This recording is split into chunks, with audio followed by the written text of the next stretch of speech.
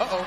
Buckles Clark's knees. Can Caitlin Clark play in the NBA? The ultimate basketball debate. The question that has ignited passionate discussions across basketball forums, social media, and sports bars nationwide isn't just about one player. It's about the very nature of professional basketball itself.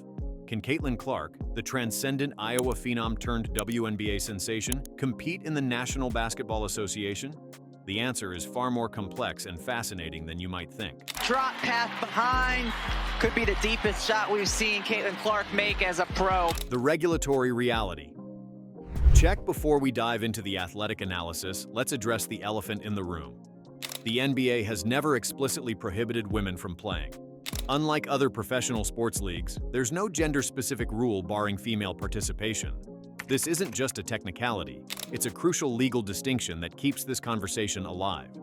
The only woman ever officially drafted by an NBA team was Lucia Harris in 1977, selected by the New Orleans Jazz in the 7th round as the 137th pick. Nancy Duncan to Lucy Harris, and she has it to make it 50. Though she never played due to pregnancy, her selection proved that women can be legally drafted into the league. The NBA's eligibility requirements focus on age and amateur status, not gender. Players must be at least 19 years old and 1 year removed from high school graduation, criteria that Clark easily meets. Contrast this with the WNBA's more restrictive rules requiring players to be 22 or college graduates, and you realize the NBA's doors are, technically speaking, more open. Clark's elite credentials, numbers don't lie. Standing at 6 feet 0 inches and weighing 154 pounds, Caitlin Clark brings dimensions that aren't automatically disqualifying in today's NBA. Her WNBA statistics are nothing short of revolutionary, averaging 18.5 points, 8.5 assists, and 5.5 rebounds over 53 regular season games. But raw numbers only tell part of the story. Clark's basketball IQ operates at a level that transcends physical limitations. Her court vision rivals elite NBA point guards, and her three-point range extends well beyond the NBA arc, a skill that's increasingly valuable in the modern game. As Melissa Smith went to the line and did in fact complete the three-point play. What did he have, 3 back behind the back? During her college career at Iowa, she routinely launched shots from NBA three-point distance and beyond, displaying the kind of deep shooting that teams covet. Her ability to create her own shot, facilitate for teammates, and control game tempo demonstrates basketball mastery that can't be taught. The physical reality. David versus Goliath reimagined. Here's where the conversation becomes brutally honest. The average NBA player stands 6 feet 6 inches compared to the WNBA average of 6 feet 0 inches.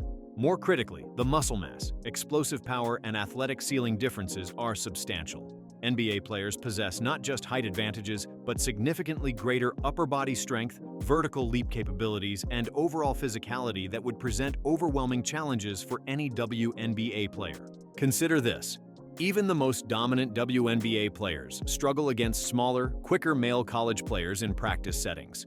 The gap isn't just about size, it's about the biological advantages in muscle fiber density, testosterone-driven strength development, and explosive power that create different athletic universes. Clark's 154-pound frame would face players averaging 220-plus pounds of muscle mass moving at comparable or superior speeds. The skill versus athleticism paradigm. But basketball isn't purely about physical dominance. If it were, the tallest, strongest players would always be the best. Clark's game is built on elements that translate across any level: basketball intelligence, shooting accuracy, leadership, and clutch performance. Trying to make something happen. Behind the back. Backs the basket and gets her first field goal. Her ability to read defenses, make split-second decisions, and perform under pressure represents skills that remain valuable regardless of physical disparities. Modern NBA analytics increasingly value efficiency over raw power. Clark's shooting percentage from deep range, her assist-to-turnover ratio, and her ability to create high-quality shots for teammates are metrics that teams prize. In a league where 5'3" players like Muggsy Bogues once thrived through pure skill, there's historical precedent for overcoming physical limitations through basketball excellence. The competitive reality check.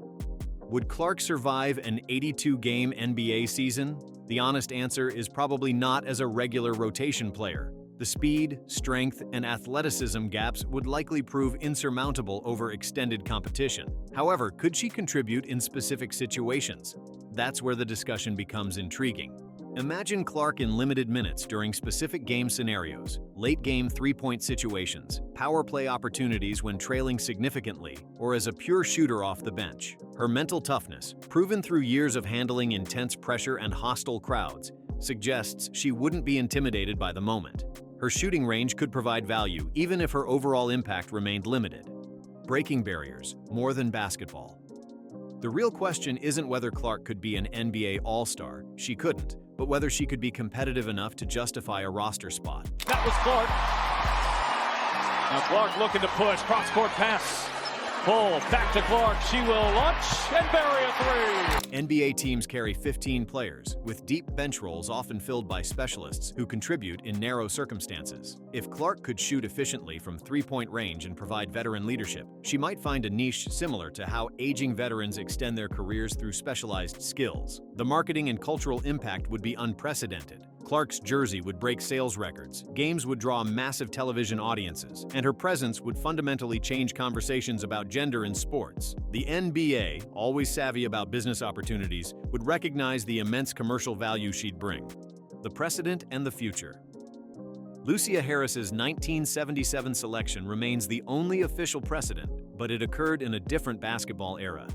Today's NBA is faster, stronger, and more athletic than ever before, but it's also more skill-oriented and three-point focused, potentially creating better opportunities for exceptional shooters regardless of size. Clark's WNBA dominance proves she operates at basketball's highest levels. Her recent performances, including games where she's recorded 34 points with game-winning shots, Wheeler finds Clark from the logo, demonstrate clutch capabilities that translate universally. While she might not start for an NBA team, she could potentially contribute in specific roles. The conversation ultimately reflects basketball's evolving nature. As the game becomes increasingly skill-based and analytics-driven, traditional physical barriers may become less absolute. Clark represents the pinnacle of basketball skill and intelligence, qualities that, while insufficient to overcome significant athletic gaps, might be enough to carve out a unique niche. Could Caitlin Clark play in the NBA? The technical answer is yes, no rules prevent it. Should she?